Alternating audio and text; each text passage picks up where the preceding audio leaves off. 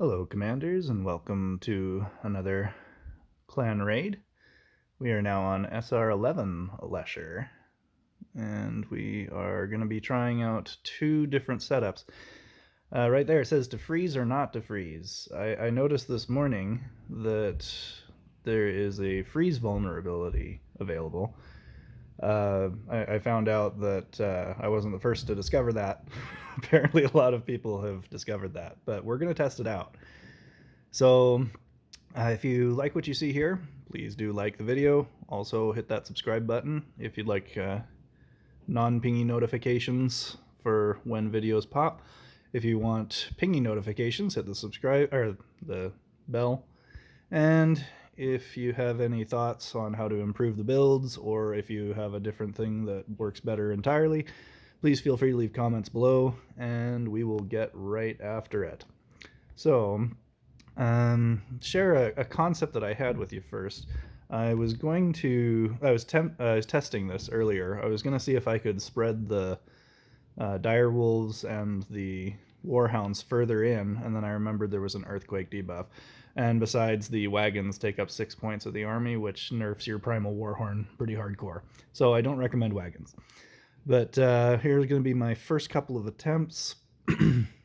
The first one, we're going to do just our basic normal swarm build with all the warhounds, the direwolves, and the wraiths.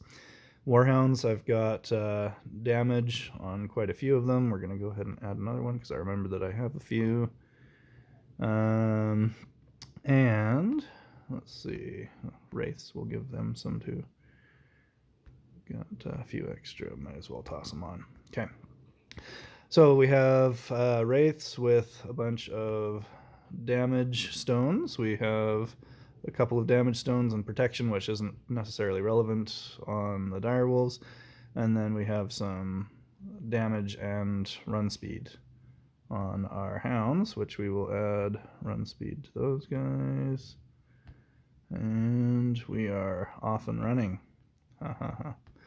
Okay, so this is the first build that we've got worked up, and then the second build we've implemented Claw of the Frost Dragon, which, as you will notice, at rank 3 with level 4 adds 61% damage, which I think is more than what we would get from having Primal Warhorn on and affecting certain number of units, because you figure if you have a group of wraiths, that would be another 8% damage.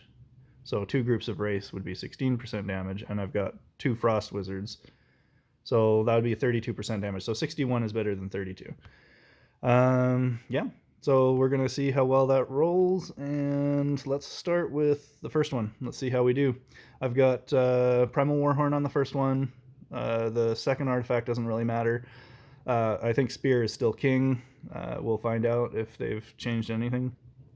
And for elixirs, we've got power, time, and stun and force resist. So here goes.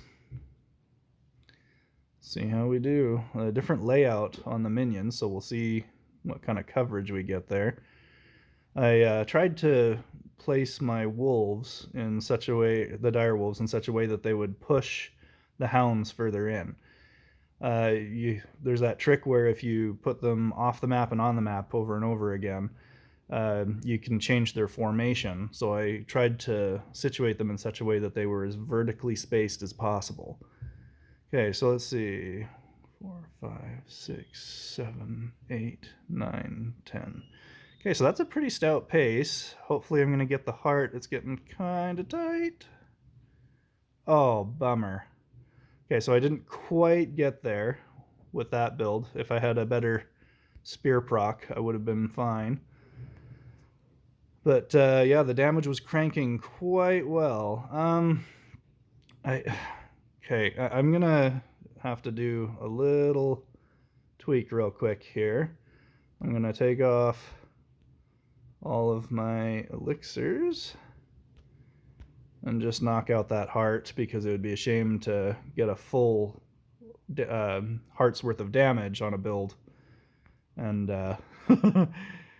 waste elixirs on that. So we're just going to get that last 7% real fast and only spend a key on it. So that way I'm not spending 48 gems worth of elixirs on finishing off a heart. And we kind of get to see what it's like without elixirs, so not terrible. Okay, we're cruising right along. 3, 2, 1. All right, so there's that. We've got a heart. Now we're going to bump down to our frost build. So I've situated our frost wizards. There's no way to increase their attack speed presently because there's no reload. But I've situated them to where they will attack the larger clumps because that's going to probably have more coverage. We'll see how that plays out. But again, I think the damage boost is going to be effective, so we will see what happens. Again, a lot less units, no Primal Warhorn, but the units that do make contact, which should have better coverage since there's fewer units to try and clump up on those. So here goes. Okay, again, different elixirs, different artifacts. Okay. So yes, they are frozen. And this feels slower. Just looking at the numbers, how they're racking up, they're not going nearly as fast. 4, 5, 6, 7, 8, 9. Yeah, this is going a lot slower. And look at how slow his health is going down. So this is clearly less effective. If you don't have a whole bunch of high-level Warhorns and Wraiths, then maybe this is the way you go. But if you do have the Warhounds and Wraiths, then clearly the first build was ideal. So there's that. Good luck with your attempts today. If you come up with something clever, please let me know in the comments below and we'll give it a shot. Anyway, thank you for watching, and we will have some more content for you in the coming days. Again, please like, subscribe, hit the notification bell if you want notifications when my videos drop. And thank you for supporting my channel. It's been really great getting some really good affirmation from you guys. I'm going to keep going with what I'm doing, and we're going to see what we can do to help the community. All right, thanks, and we will see you soon.